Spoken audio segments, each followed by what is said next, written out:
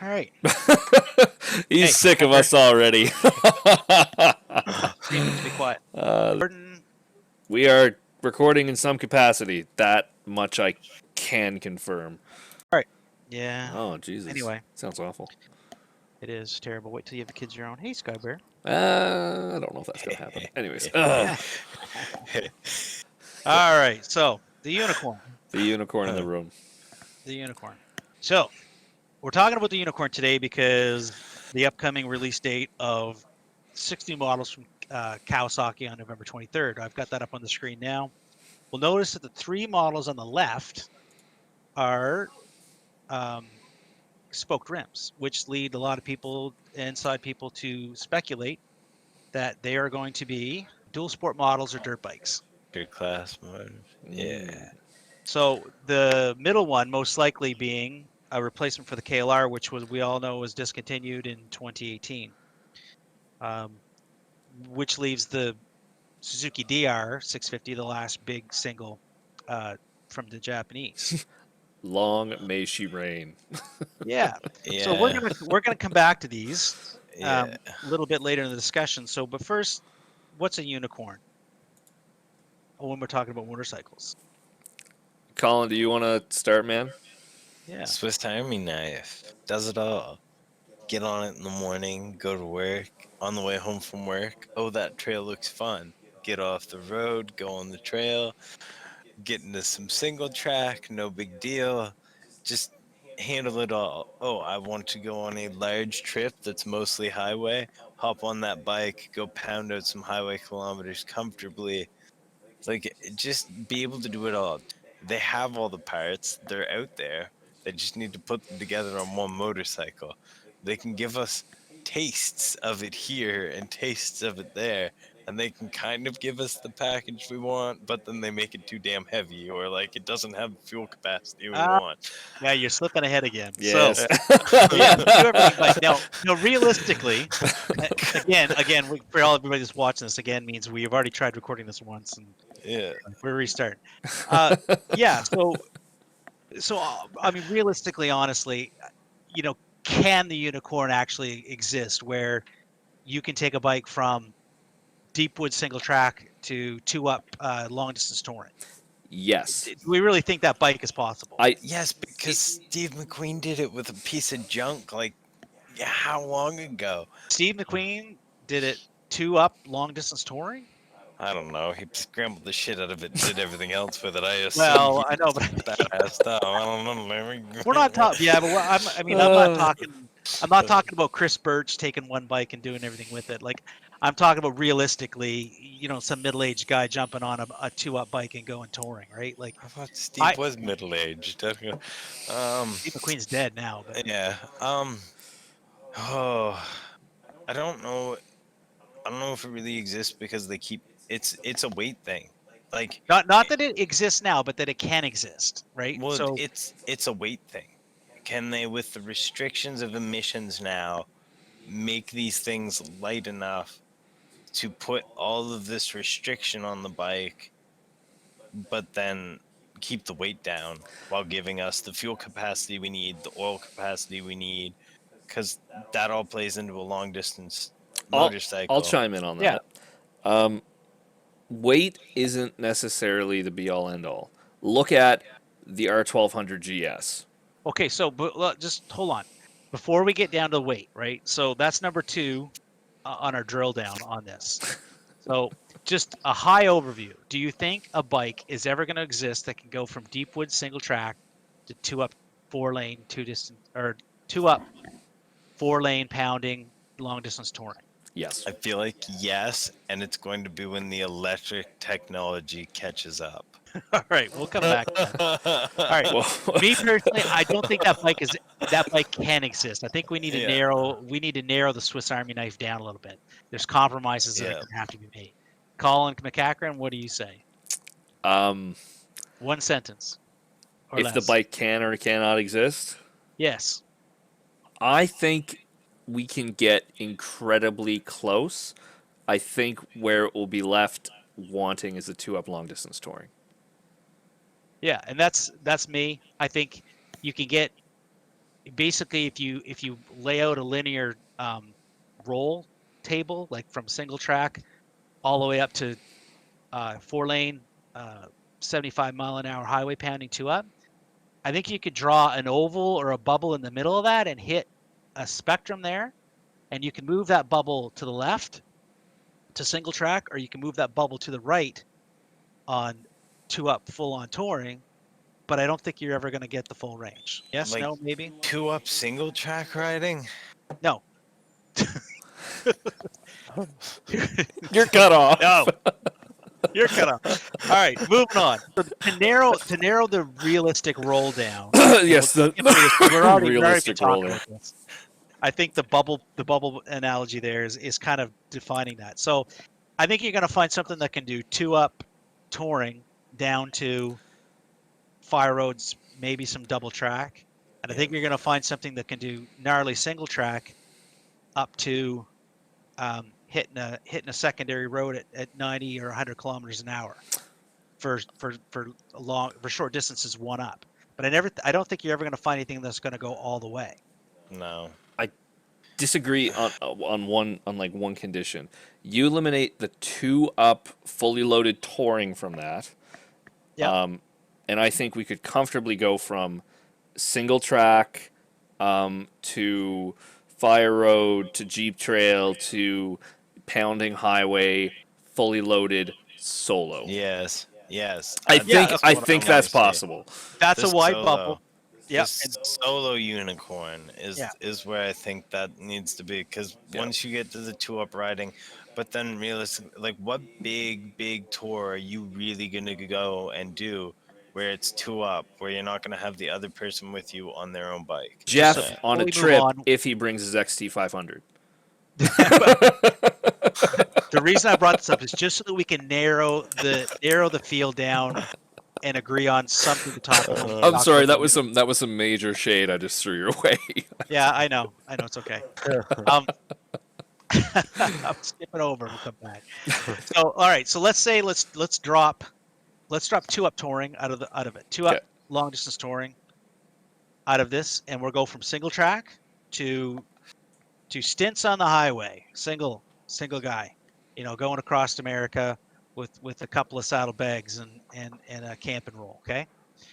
So we can agree on that roll for now and move forward.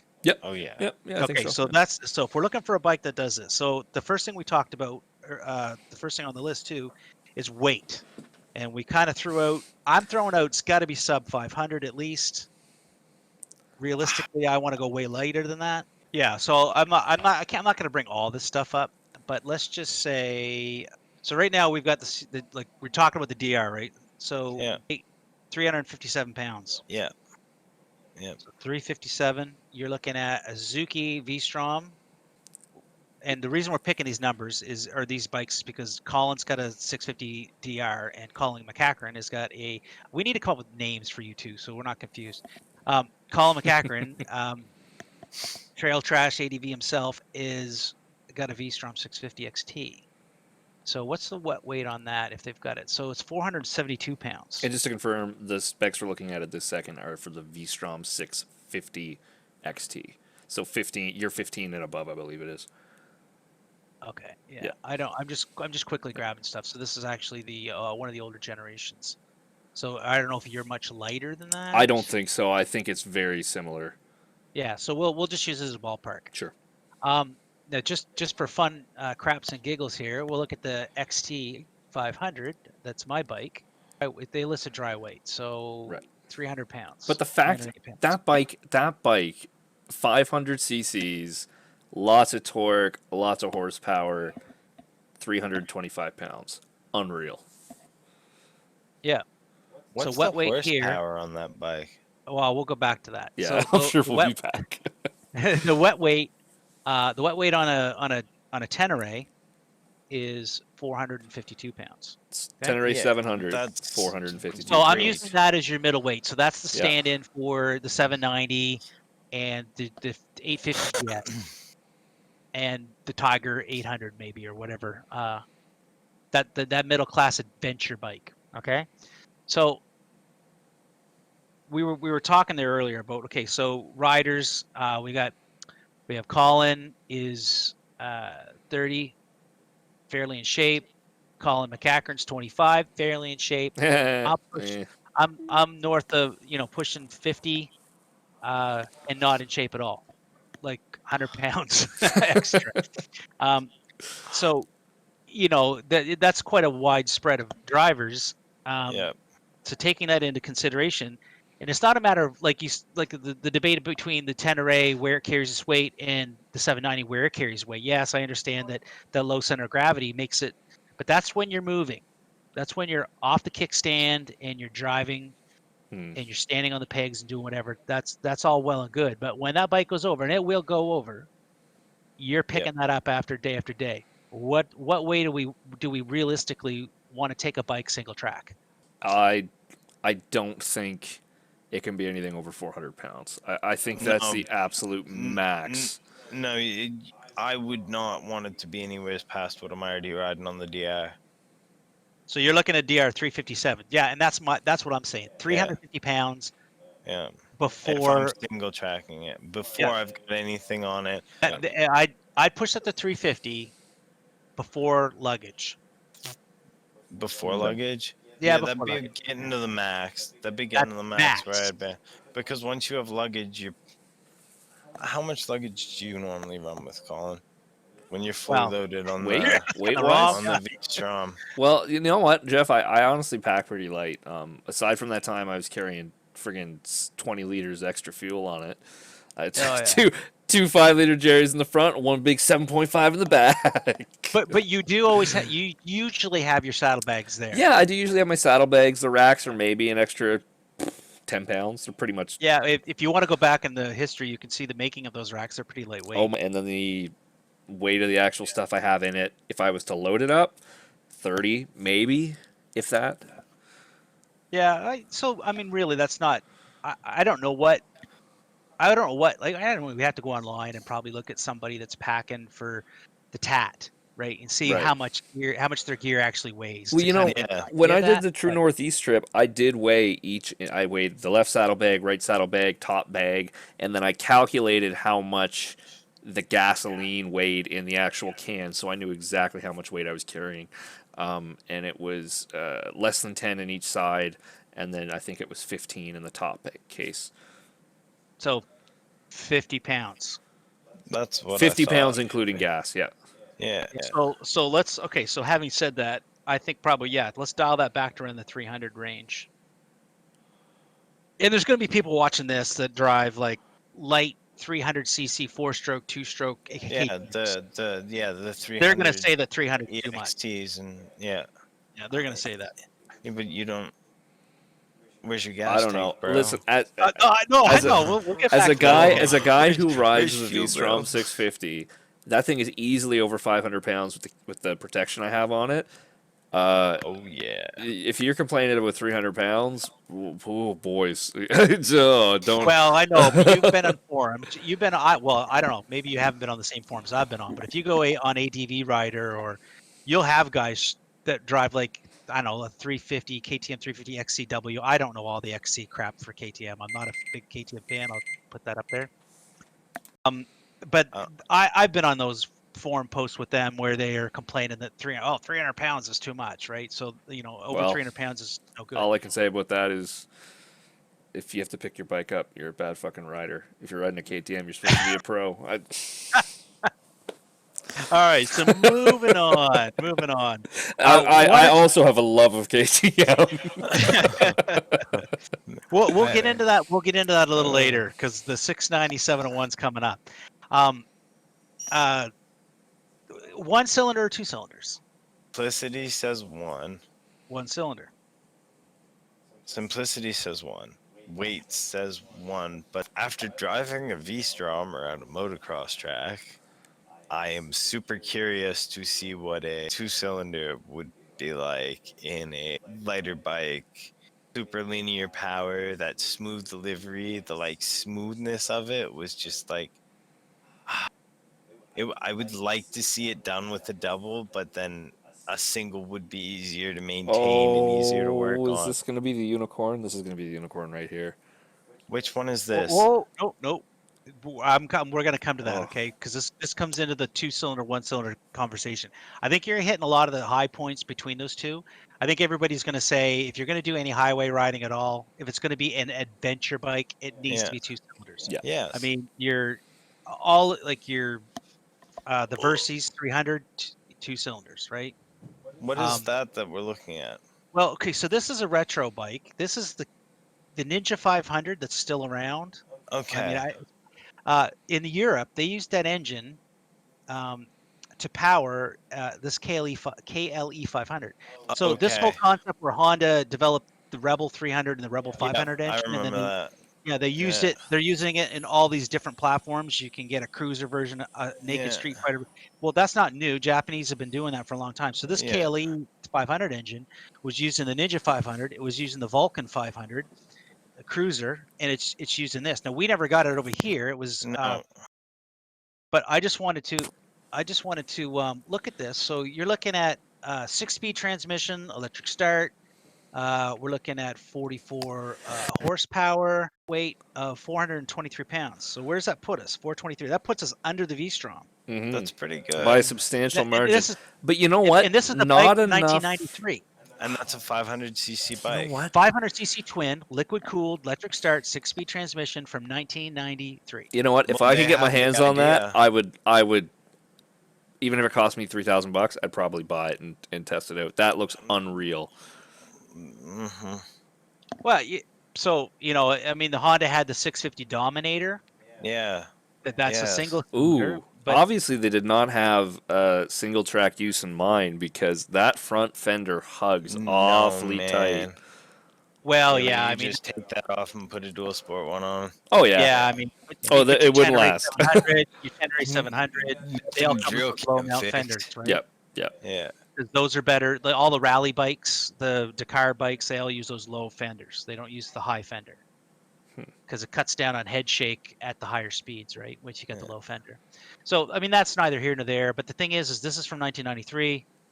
This is going to keep coming back up in this discussion, I think, is the fact that Have with you ever modern seen technology, could they not make that much smaller than 423 pounds? Have you ever seen the Suzuki DR 650 RS? Yeah. Dude, where is that bike? Right? Oh yeah. Well, see, we'll check this out. So this is the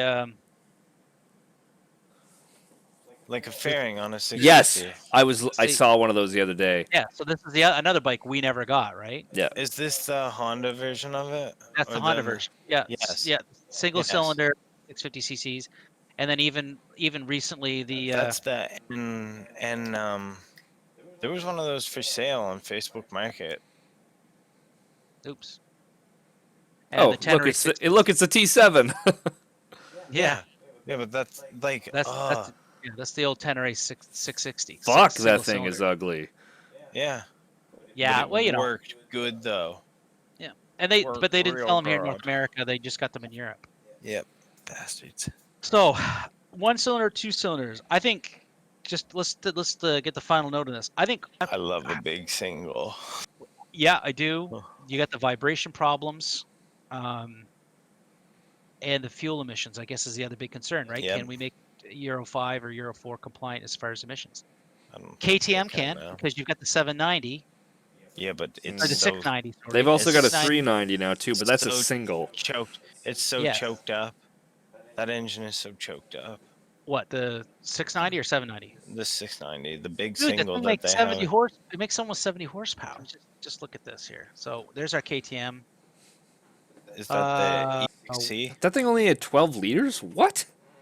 Yeah, That 330. Well, EXC? we're getting to that. 330 pounds and a wet weight of 330 pounds and a horsepower of. Do we see it here? Yeah, 63 horsepower. So Okay, so I was questioning whether or not you could get below 350 pounds making an adventure bike. Obviously, you can. yes, you can. Yeah, and we're gonna get to that. We're gonna get Which so KTM was that? that's the 690. That's the 690. 690. And Yeah. it only makes 63. Only? Well, okay. All right. That brings us to the next thing. So let's move on from 1 or 2 cylinders. We'll come back maybe to that eventually. I think my final word on it is I think depending on how you do it, you could do it either or. Obviously, there's KTM has done it with a single and met emissions regulations. Yeah. Other people choose to do it with a twin. I think you're adding a little more weight with that, but maybe it's easier to make emissions. So let's go fuel injection. Electric fuel like electric. So does it need 6 gears? Does it need Yes. fuel injection? Does it need Yes. It needs electric 6 start? gears. Coming from someone who only has 5, it needs 6 gears. Yeah, Yeah, I know. riding the XT250 with only 5 gears is a nightmare. It needs 6 gears. Yeah. Yeah. So I have both is my that bikes only have 5. is that a number of gear issue or is it a gear ratio issue? Well, I don't, and this is where I don't know. I don't know whether I can't imagine that they can't. Some of those 6 gear gearboxes are so close ratio that you, the Yeah. gears are almost interchangeable. Like I Yeah. just don't like they don't drop the RPMs like 500 RPMs maybe between gears at the most. No, So if I just don't even. understand if they widen those ratios out. You got a good low first, and then Yeah. second, and then your gear ratios widen out from there, right? A nice wide ratio 5. But it feels Gearbox. like you could have so much more at the end of the But if you 5th had a gear. really tall 5th gear, just Yeah, for but highway you use, just yeah. Yes, I, but then but you somehow you lose at the other end. I don't know. These engineers are pretty smart. I don't know. There may be a Oh, if they're engineering it, yeah, then someone else is doing it, absolutely. I don't the part I don't know is whether if you had a really tall 5th gear, if the physical gear would have to be big enough that it increases the size of the transmission case. I So don't like I if don't know. that's an issue. If first gear, if you can lug first gear on a single trail, like lugging up a slight hill or whatever in a single trail, Yeah, the first gear is pretty good. And if you can do 120, so 65 kilometers an hour yeah. in the power band and top gear, whatever top gear is, that's probably enough. Do you need more than 65 miles an hour revving with it, comfortably within the power band? Revving comfortably within the power. Do you need 75? Do you need 80 miles an hour on a bike that you're going to be doing that you need to do single track? Is that a high priority? Does that have to be? No, but I find sometimes when I'm going up that hill with Yeah. the 5,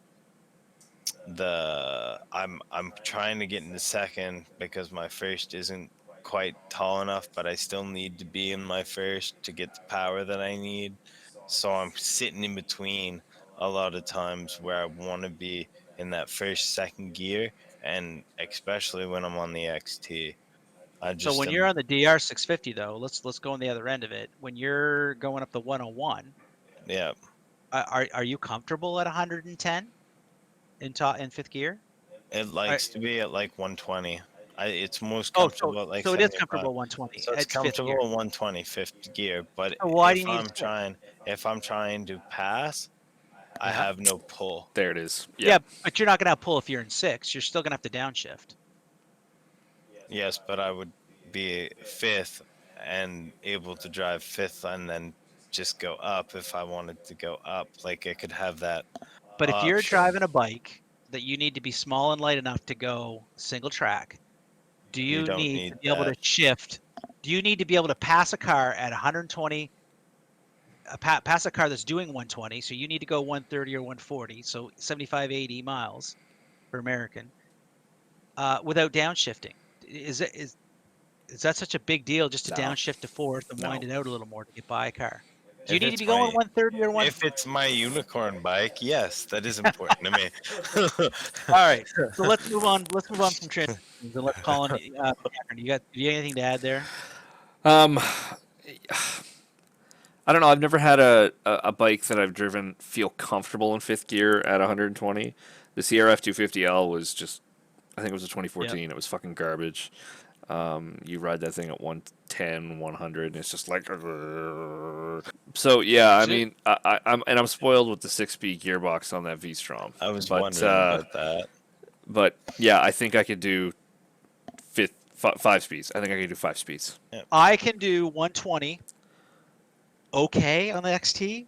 Okay. It's a little happier at 110 or 100. 120, she's getting kind of vibey and it's not really happy, but that's a solid mounted engine with no counterbalancers at all. Okay. So, I- but it's, a 1976 and I'm okay at 100, 110. I don't want to go in 4 lanes. I can do it between a couple exits, but as long as I'm doing 90 km/h back roads, Yeah. it's Yeah. perfectly happy. And you can do those at 100 kilometers an hour. Easy. Yeah. So, all right. So we'll come back to that again. I say that a lot, but we're moving on. Electric start, I think we all can agree is a yes. Yes. Oh my Both. god. It has to have Both. electric start. Oh. But both. Both on it. Money. Both. You start adding money, buddy. So let's move on from there to fuel It's injection nice versus to have. carburetor. Look, I would agree that if your battery goes dead in the middle of the woods, a kickstart's great. Fuel injection. 100% fuel injection. I don't want anything carbureted anymore. I don't see the point nowadays. I don't think you can probably on a larger displacement, a bike that we're talking about. Like obviously, we're not talking about 250s. No. I think we all agree that if you're gonna, the unicorn's got to be more than a 250. Yeah. None of the current 250s out there are really that unicorn bike. No. Not even the WR 250R Yamaha, which seems to be the most performance-orientated 250. I think So, that's a garbage bike. Well, that aside, I don't think that you're going to get a bigger displacement bike No. without fuel injection and meet emission standards. I Nope. think as much as I love carbs, Yeah. I'm saying fuel injection probably is what's going to have to be. So the last thing on the what the standard needs to be is the horsepower. So what's the range for that? What do we need to have a range for a unicorn bike? It's 40 to 60. 40 to 60? I think that's all you're gonna milk out of a twin to keep the weight down. I'd like to see something with around 70. 70, 72 on the Tenere. Yeah. That's a And 700 slightly cc. more on the 790. That's a twin. Yeah. I think when you said what you said, I was thinking you were going to say that's what you can expect on a single. 40 to 60. Yeah. I think From a 60 is the max upper range. Like that's what you get on the 690 701. Everything else is going to have less than that. Like the CRF 450L, much less than that. Yep. Oh yeah, way less. See, so back to the around the world thing, right? Like, so I don't know what Lyndon Poskett's bike makes, but his around the world bike is based on a 690. Yep. I'm gonna guess it's hopped up, so I'm gonna guess it's in that 70 horsepower range at least. I'm saying 10 over stock at least. Yeah. Single cylinder, but there's guys going around the world on C90s. I mean, KLRs, DR650s. There's a lot of guys doing around the world on those bikes with 40 horsepower. So my range is 40 to 50. I think 40 is not exciting maybe, but it's enough. It depends on how you use it. If it was torquey down low, I think it'd be a lot of fun. And that's what you're going to get from a single more than a twin. You're going to get I just needed to do wheelies. Well, I think that's like all anybody who drives a motorcycle when you're like getting down to it. I just needed to do this and be happy about it. But that's the driver, right? 80% driver, 20% bike, because I can't do a wheelie on anything. Oh, okay. And I'm sure there's guys out there that can do wheelies on a Goldwing. So, so McCachran says 40 to 60. You're saying 70. That's great on the highway. But I think for the bulk of a unicorn bike, like you said, commuting, light woods duty, even single track, like 70s more than you're ever going to need. Yeah, Oh, When I way tested more. the 697, Way more. You'd be. When I tested the 69701, and you're talking like, again, I'm an older guy, I'm an experienced rider, but I'm not a professional rider. The 69701 was too much, almost too much for woods riding. I'm sure I didn't get a chance to really take it on a highway. It was secondary roads, back road, and then single track. I didn't need it. I really don't. My XT, maybe 10 horsepower would be plenty. If it was a modern single, 10 horsepower in that 40 range, I think it would be fine to do 120 and still pass a vehicle. What's the KTM, the 500 EXC? Yeah. What's that running power wise? Yeah. 251 pounds, 500 cc's. Yeah, dude. That's how I felt on Brody's 400 or 450. 39 horsepower. That can't be right. Yeah, it is. Well, it's Yeah. Wow. nickel world. Now that Makes must be sense. that's at the rear wheel, not at the crank. So Yep. add 10 horsepower to that to But it's compare to what so bikes we've been light. talking about. Yeah, but if you Yeah. put 50 horse, I'm gonna say 50 horsepower at the crank Yeah. is compared to the other specs we've been looking at are probably crank. Oh yeah, that's pretty equal on a That- much lighter bike. That's kind of nuts, Yeah. in my opinion, right? It's half the weight. No, it's 100 pounds off of my bike with 10, 20 more horse. Like I just that's don't think you're ever going to use that in the type of trails we ride. Okay, I- so for the sake of time, let's keep pushing. So, does the Um, unicorn already exist in the market today? And some examples I wrote down. In my opinion, and I'll get you guys to weigh in on this. My opinion, the front runners would be KTM Husky 69701, the DR, and I'm talking current production bikes.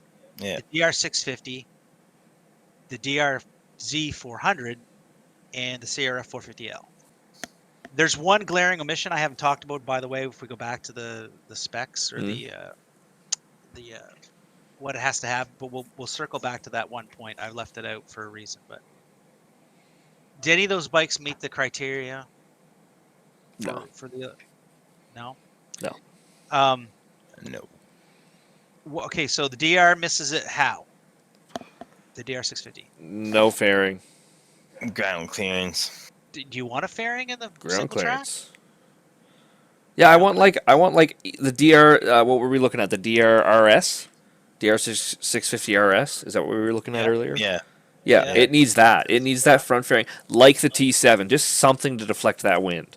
Yeah, even that, just something to deflect the wind off Yeah. you. So I would agree that you need some kind of fairing, but But there's it can't be a KLR second gen. aftermarket. That's kind of what puts the DR 650 and the DRZ 400 into the unicorn for me, because you can buy it for $1,000 used and then put whatever you want from the unlimited aftermarket of 20 plus years of aftermarket parts being built. Like it just like you can make it whatever you want. You I can make it totally your unicorn. agree. Yeah, I totally Yeah. agree. There's tons of aftermarket parts out, several different size tanks, all that sort of stuff. Yep, Yeah. no, I agree. But Yeah. the DR has a carburetor, and you said it has to have fuel injection. Yes. That's Yep. that's on your uniform bike. All right, Hmm. we're gonna hit this. The one criteria that we didn't talk about. The 450L checks off a lot of boxes for me, except two, and I'll bring that in right now.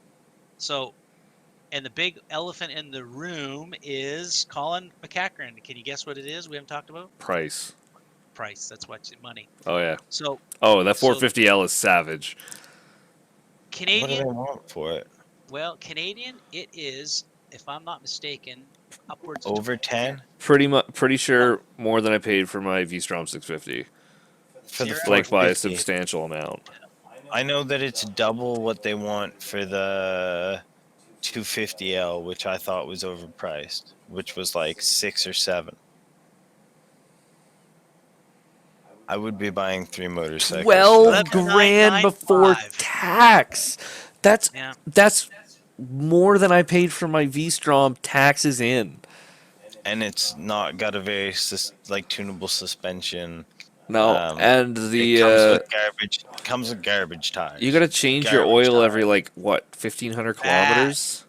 That is the other downfall for that bike is the maintenance. They made it that way too. They I know. purposely made it It's that way. closer to the CRF 450R than it is. Now, some guys are like, "Oh, you're just whining and crying. You don't need to go 5,000 kilometers between oil changes, right? It doesn't take that much oil. You do it just if you're do it." traveling across the world. Yeah. Like you do if you want to do some real riding with it. You end up in isolation or stuck somewhere and you can't get that oil. My question to Honda would be this, right? So if your old bikes, so if you can make a moderate amount of horsepower with that engine, and that's not a leap abound above an engine from 10 years ago, your maintenance cycles there are twice, 3 times as much. Why? If you're in spitting distance of the 450L with a 650 air-cooled motor from 1989 or whatever it is. Yeah. 1990. It still have maintenance intervals of 5,000 kilometer oil changes and valve clearances of 16,000 kilometers or something like that. Or 30. Yeah, or whatever. or, Whatever. or just whatever. Or just never Whatever. do it. Or just whatever. Yeah. I don't know. 'Cause- To me, that bike just misses the mark so bad. Okay, so does the Husky 690 or 701 and the KTM 690, is that the unicorn bike? I I've wanted heard- to believe it when I saw them. I mean, for me, the seat height's an issue, but that's something I can put a seat concept seat on, get your comfort, get your seat height lowered, and then lower the suspension a little bit. I'll take less ground clearance so I can touch. But that's They're just a me. not my unicorn bike, but they're my poster on my wall bike. Didn't the 690 have some terrible reliability issue? No, but we're coming back to around the world bike. The KTM 690 SMCR. I'm not sure what model that is, but we're in the range here of 13K before tax. Don't you get like a little color, like full color data nav? Like, I'm pretty sure you get a nicer No, heads-up No. display with the. maybe on the newest model is there's TFT display or something on those bikes, but Okay. they've always had just a little. Even the Not 701 I on tested with the fire last year or the Okay. year before. It had just this little time. It looked like a Trail Tech Endurance. It looked like my Trail Tech Endurance 2. Okay. Like a really basic, which is not a minus in my No. book. It's a Yeah, plus. no, I think Yeah, that's those a huge big plus. LCD computer control systems, they terrify me because you can't fix them. But again, you're paying $13,000 for a bike you're going to take in the woods and trash. If it's the right mean- bike, you're goddamn right. Yeah. If it's my unicorn, you're goddamn right I am. It depends because someone spent, I don't even know how much. $8,000 out the door, taxes in. $7,000 Canadian out the door, according It's to never changed, No, it's even never in changed. 2001. Okay, I- so he paid what I would have paid in 2001, and then I picked it up 20 plus years later. That's and crazy. I'm still thrashing the shit I out cannot of it, believe that bike is 20 years old. That is insanity. right? Like it's a 2001.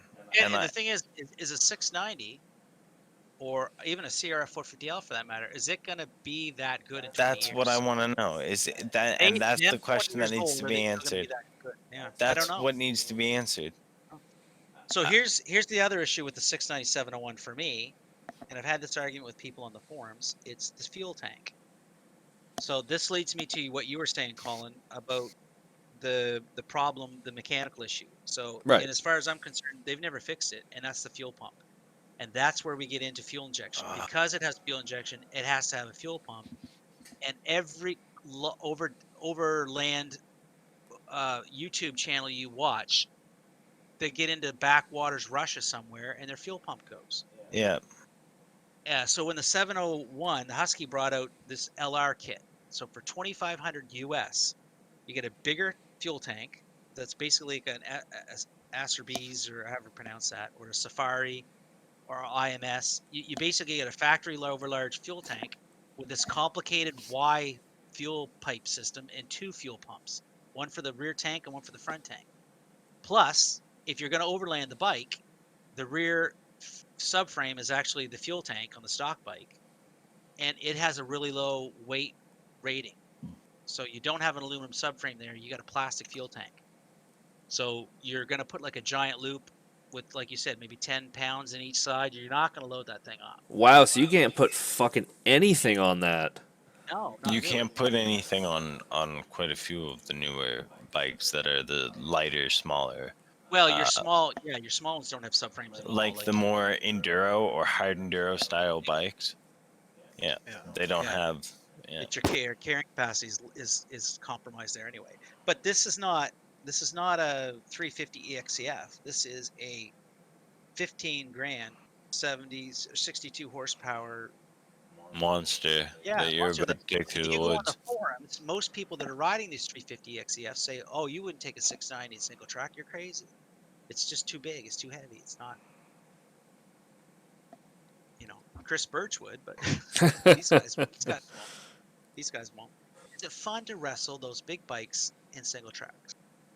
Sometimes. I don't Depends find on it. what your sickness I'll is. agree with that. Sometimes it is. It's really fun when you're doing great, and then when you're doing shitty, it really fucking sucks. Yeah, Well, like you we'll want bring up somebody big with you. Yeah. one of the trail tracks guys, Mike, right? He drives the F800. If anybody's looking at any of the older videos, he loves to trash that thing in the woods. I mean, but again, he's not a young guy. He's in really good shape. I'll give that to Yeah. him. Yeah. How many years is he going to be able to do that before he's like, man, I don't know, like a 250 would be so much more fun to drive in the woods. He's been saying that As for a long couple as years he can now. as long as he can still land a kickflip, he'll be okay. If he can still stand up after he smashes while dropping in, then Well, yeah. we did the Yeah. Funny Adventure Alley 3 years ago, and I had his brother-in-law's other BMW F800, and I'm telling you, I was scared out of my pants the whole trip. When we hit the mud, I was scared. That thing was good. Every time it went down, I was like, man, I don't want to pick this thing back up. And it wasn't my bike, and I didn't want to hurt it. So let's move on. All right. So the next question was, is the unicorn on the horizon? And that brings me to the new KLR. All right. So let's assume that one of those bikes is the new KLR. Oh, exciting time to be alive. Yeah, it is. What do we want to see from that bike? Going back to our criteria. No fucking bubble fairing. No bubble Yes. You want fairing. some fair. You want some fair. I want something, but I don't want it to look like an early F800 or an early KLR. You know what? What if it looks like I that? think KLR has been so ugly for so long, and it's been known for being so ugly. They're gonna come out with something that is fucking rocking style wise, I like don't just want something to look knock like it the out of the Tenere park. either. They could. don't. I mean, these guys are the guys that brought out the Kawasaki Ninja H2. That thing's like sex on wheels, as far as I'm concerned. That is the. I mean, it looks like a transformer. Don't get It me is. wrong, but It is Yeah. the. This is the dumbest thing you could have handed to irresponsible. Like, Kawasaki okay, can do it. Oh, they have the opportunity to literally destroy the ADV market right now. If they come So- out with something, I don't think it's going to be 650. I don't think it's going to be 600. I think it's going to be 550 cc's, and they are going to milk every little bit out of that engine. what if we get a I wish. supercharged 200 horsepower adventure bike? What? You're crazy. What if we get an H2 engine and an adventure bike That- from them? Is death. That is death on wheels, is what that is. So The I call H2 it is already death on wheels. the cactus ball. I think I would agree. That's what I would love to see, but I think it's going to be the Tenere 700. It's going to be Kawasaki's version of that. Yeah, We don't need another already got big some wheels, ADV right? bike. We don't. but that's what's in and what's selling right now because we don't have a super like heavyweight adventure bike from them, do we? No, I mean you've got the Versys 1000. But that's not really an that's not adventure bike. That's a sport 20. Like It's it a- don't even. Yeah, it's 17, the 7. SUV. It's like The modern 17, SUV version. 17 cast aluminum wheels, right? Yeah, Yeah. Like it's not. If it doesn't come with wire wheels, it's not an adventure bike. Do you have to have 2118 or is a 1917 acceptable? Do you think? 19, no. 17 rear, yes. You Yes, think like it's the gotta be rear, 21? yes, the 21 front is a big deal. That like in the way that from the way the suspension reacts to the just ability to get it up over something. Yep. The that way it rolls 21 over is just a obstacles. Yep. big deal. And you think the 19 on the V-Strom it's holding you back?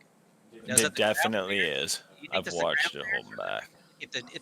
If the V-Strom had a little more ground clearance, Yes. If You the think- V-Strom had a little more ground clearance, yes. would you notice the difference between the 19 and the 21? Yes. Do you think it would be as big of a deal? I guess. Not with the way it's set up right now. You put a 21 in and some raising links in the back.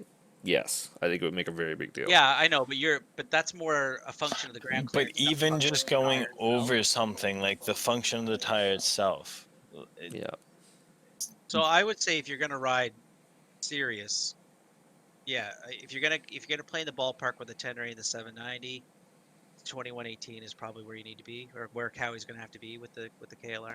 What about aspect? Like, what about width of the tire? I don't know.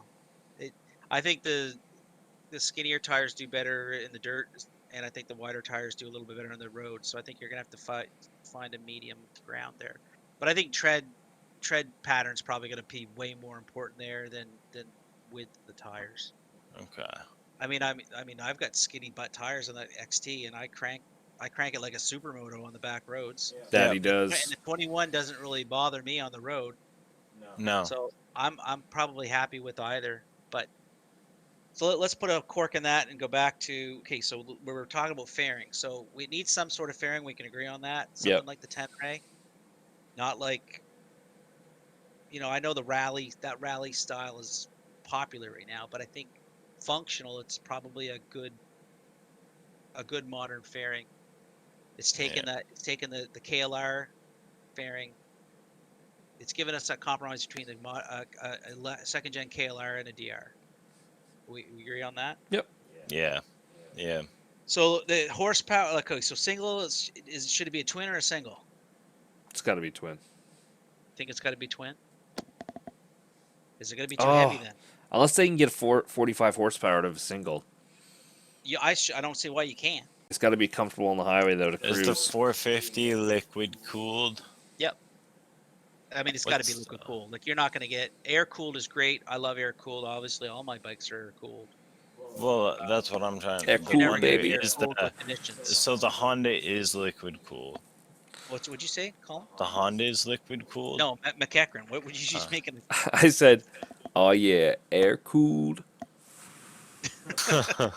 I don't think you're going to get air cooled and meet emissions with a larger displacement. I think the Japanese obviously can still do it with a 250. Over that, they seem to be all going liquid cooled. All right, so liquid cooled, at least 40 horsepower. Yep. Single would be great in my book. I think twins are great. Street bikes, I'm not sure that they're great for lightweight adventure bikes. Great for middleweight adventure bikes. So let's leave KLR for a second and go to current lightweight adventure bikes. And have they done it or are they missing the mark? BMW 310 GS and the KTM 390 adventure. I don't like the idea of like super light adventure bike. I don't get it. They are heavy. Are they? I don't know. Pull up the KTM 390. I think it's pretty light. 338 pounds. 338. That's All right, pretty. well, that's pretty heavy. It's But it's in under our the 350. 350. It's under our 350 range, right? For Yeah, me, but- I like the light. Lighter the better. I got a van for heaven's sakes. So I like the light bikes. For me, where it misses the mark is back to the 2118 wheels. Like, why put cast wheels on those bikes? Yeah, I think the engines are a great size. Yeah. And that circles back to the KLX 300R, right? Yeah. I think the 3 to 350, or let's say 3 to 400 cc range, single with a modern liquid cooled engine with these overhead cams. I think they're putting out, for my book, they're putting out plenty of horsepower for the weight. They're in my wheelhouse. Where they cheap is the suspension and the rim and the wheels. I mean, there's guys who've done serious touring on a Ninja 500. Yeah. And so I'm looking at the modern incarnation of the KLE 500 without the rims, would be the CB500X. And so you're looking at 46 horsepower, perfect. Let's look at the weight. 430 pounds. It's on the chunky side. It's on the chunky side, yep. Damn. So if you could slim that down. I wonder if they could slim it right down. But it seems to me like, I don't know, as soon as you add that second cylinder, the weight starts to balloon. Which in my book, it's got to be a single. When did they put wire rims on the Versys? They've always had wire rims. Really? Oh yeah, buddy. Oh man, I didn't know that. Why have I missed this? 385 pounds? 385. God, no wonder no one bought it. 30 horsepower. 30 horsepower and 380 pounds. That needs to go on a diet, man. Is that what we want from KLR? No. I'd be okay if it looked something like Yeah, that. I'd love to see it look like aggressive like that. You know what I mean? Aggressive, yes. Like the tucked up beak with the light, raised The fender. exhaust not being where it is. Yeah, tuck that up Um, into the tail. Oh yeah. So that's something KTM did really well with the 69701 engine is the dual counterbalancers make it really smooth. Like I yes. was impressed with how smooth it, especially after coming off the XT500, which is obviously no counterbalancers and solid mounted. Yeah. I think a modern engine, whether it's a KLR or a KLX, Yeah. street the KLX 300, Kawasaki's got they can make it rubber mounted, they can make it dual counterbalance, they can do it. The technology's there and not have it weigh a freaking ton. There's got to be. So is there with the Versys here 300? Is there room in the lineup for a KLX 300 street legal and a DR650, a new DR650? Like it seems like we got a lot of overlapping models here. I think there's a few models that Crazy. could take the old Yeller route and go behind the barn. Yeah, this versus 300, they unfortunately need to execute it and replace it with a 450. Well, who's buying that? No one is buying it. There is Not in this market. No. Not in this market, but there's got to be another market where it's doing strong. We don't know, like, globally what bike is being offered, where and what isn't. And everybody maybe else in gets India something they slightly. sell like hotcakes in India. They are, because that's where I'm seeing all the reviews. So over Middle East and then in like other countries over in Asia and Europe, they're selling lots of them. Yes, if this is priced with a Himalayan, unless you're, I think unless that's you want supposed to be the. Royal Enfield, unless you That's- want the Royal Enfield name, this would be an alternative to the Himalayan. Well, I don't. This is probably gone on. This is gonna be a long freaking video. I don't think you're gonna be able to edit it to make it watchable. Let's just wrap up the discussion. So back to the roll, because I want to go back to price real quick before we end this. So this is the thing, right? So we got the 690, 701. It ticks some of the boxes. DR650 ticks some of the boxes. CRF 450L ticks some of the boxes. But it all comes down to, for me, it comes down to price, right? The DR650's got some shortcomings. It's an old design, but when you can walk out of a Suzuki dealer with a DR650 for $7,000 new, does it make a lot of sense to go spend 15 grand or 13 grand on a KTM 690? No. I mean, if No. you've got disposable income, you're not putting kids through college, I guess, yeah, sure. Yeah. Or if it's the only bike in your garage, maybe. That's the boring approach to life, though. To me, that parallels the Tenere 700 with the 790.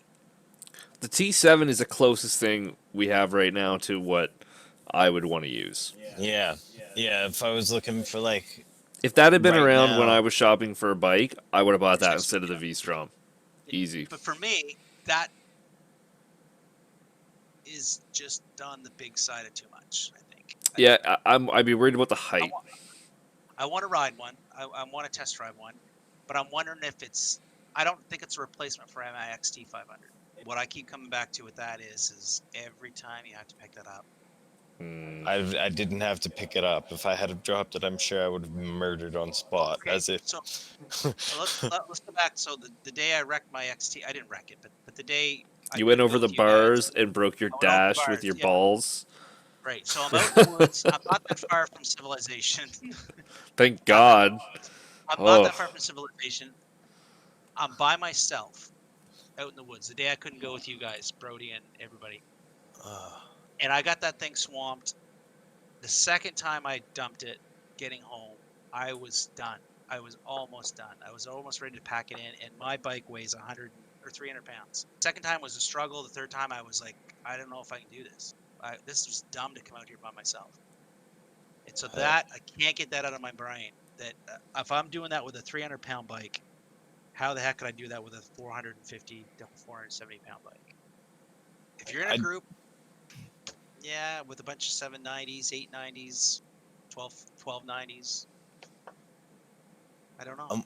I'm with you on that. I dumped it, got up, sunk it to the pegs, past the pegs, like middle engine over oil Oh, pan let me see if I can covering find this. in mud. Like Not a little bit of buried, very buried, all by myself on the side of the highway.